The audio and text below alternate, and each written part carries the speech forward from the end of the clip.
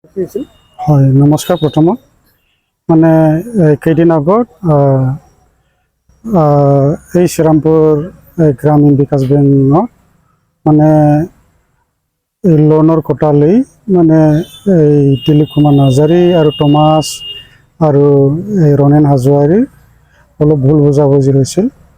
আজি বেংকত আহি এই শাখা এই ব্ৰাঞ্চ মেনেজাৰ ছাৰে ভালকৈ বুজালে আৰু এই প্ৰিভিয়াছ দেউতাৰ নামৰ লোন আছিল, এইটো মানে এইটোৰ এগেইনষ্টতহে এই লোনটো মানে দিয়া হৈছিল আৰু মেনেজাৰে মানে ভালকৈ বুজাইছে।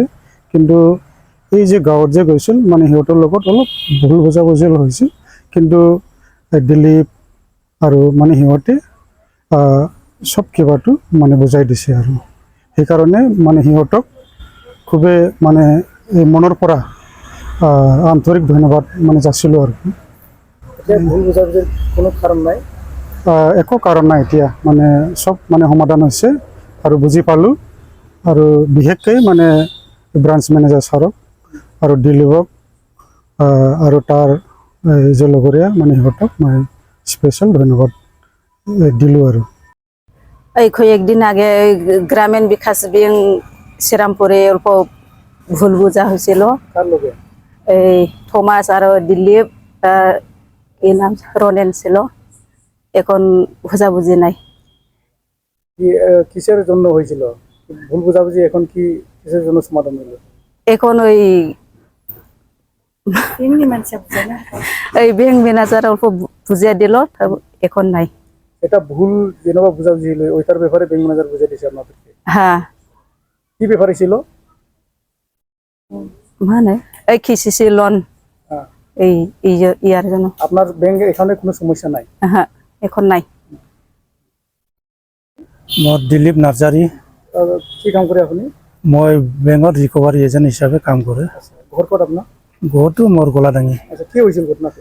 ঘটনাটো হৈছিল তাৰমানে এই যে লোন ৰিকভাৰী লৈ পেলাই তাৰমানে লোনটো আগত সিহঁতে বুজা নাছিল আৰু কি এতিয়া এই বেংকত আহি পেলাই সিহঁতক আনি পেলাই মেনেজাৰ ছাৰৰ লগত আমালোকে এই বুজাবুজি কৰিলোঁ আৰু কি এতিয়া সিহঁতেও বুজিছে।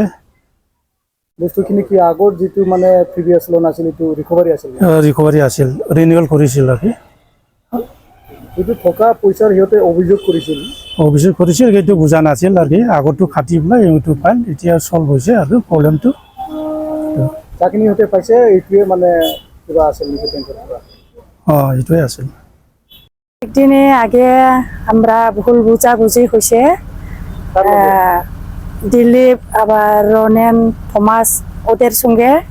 এখন কোনো ভুল বুঝাবুঝি নাই।